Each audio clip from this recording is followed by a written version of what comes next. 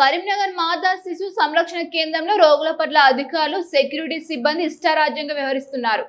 Monday ఎండతో ప్రజలు బెంబేలెత్తున్న తరుణంలో ఆసుపత్రి సిబ్బంది నిర్లక్ష్యంగా వ్యవహరిస్తున్నట్టు రోగుల బంధువులు ఆరోపిస్తున్నారు.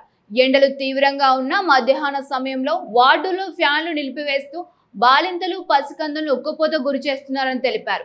కరెంటు కట్ చేయడం, త్రాగునీరు అందించకపోవడంతో పాటు మరుగుదొడ్లను కూడా వినియోగంలోకి తీసుకురావట్లేదని తీవ్ర స్థాయిలో మండిపడుతున్నారు. తమకు సంబంధం లేని విషయాల్లో జోక్యం చేసుకుంటూ రోగులను ఇబ్బంది పెడుతున్న సదరు సిబ్బందిపై తక్షణమే చర్యలు తీసుకోవాలని బాధితులు అధికారులను కోరుతున్నారు.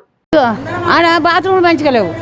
ఇక ఇక్కడికి నీళ్ళు మేము వచ్చి ఇక నీళ్ళకి గంట 2 గంటలు అయితే నీళ్ళు ఒక్కటి నిడతానికి ఇది మాకు ఏది మంచిగా లేదు.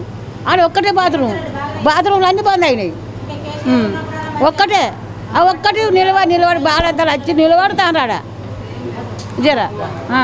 మంచిగా చేయను మంచిగా చేయాలి.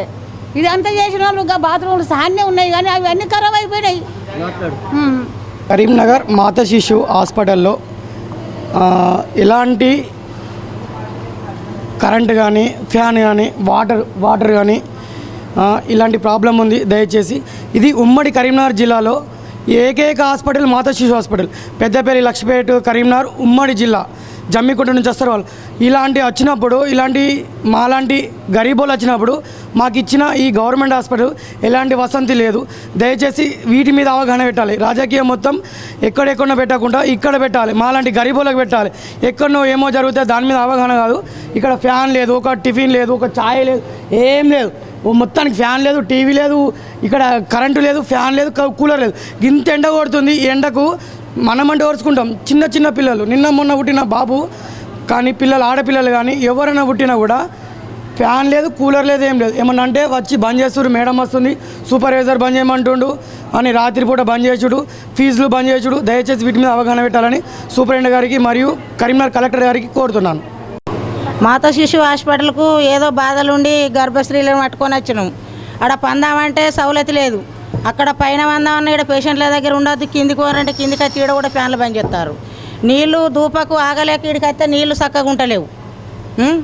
ఏం చేస్తాడు రేవంత్ రెడ్డి? మాకు కేసీఆర్ ఉన్నప్పుడు మంచిగా చేసిండు, ఇదంతా కట్టించిండు. కేసీఆర్ అందరికీ సాయం చేసిండు. ఇప్పుడు ఎలాంటి సాయం లేదు, ఎలాంటి బాధలు అన్నీ అంత బాధలే కలుగుతాయి. వచ్చిన పేషెంట్లతో వచ్చిన వాళ్ళకు పేషెంట్లకు కూడా మంచిగా లేనేలేదు.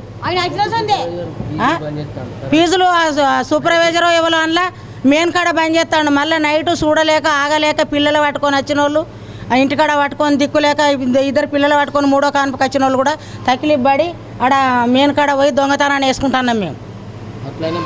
అట్లయినా బెదిరిస్తుండ్రు. తాపకి వచ్చి మేడం వస్తుంది, పెద్ద మేడం వస్తుంది, సూపర్వైజర్ వస్తుండు, ఆ సార్ వస్తుండు, ఈ సార్ వస్తుండు అని కూడా బంద్ చేస్తుర్రు, ఎల్లగొడుతుర్రు, బయటికి కోర్రు అంటుర్రు. మరి ఎడబోతాం అయ్యా మేము? దేవుడేమో కానుపులు ఇవ్వబట్టి లేనోళ్ళు లేకెడతారు, ఉన్నోళ్ళు ఉండి ఎడతారు. మాది లక్షపేట.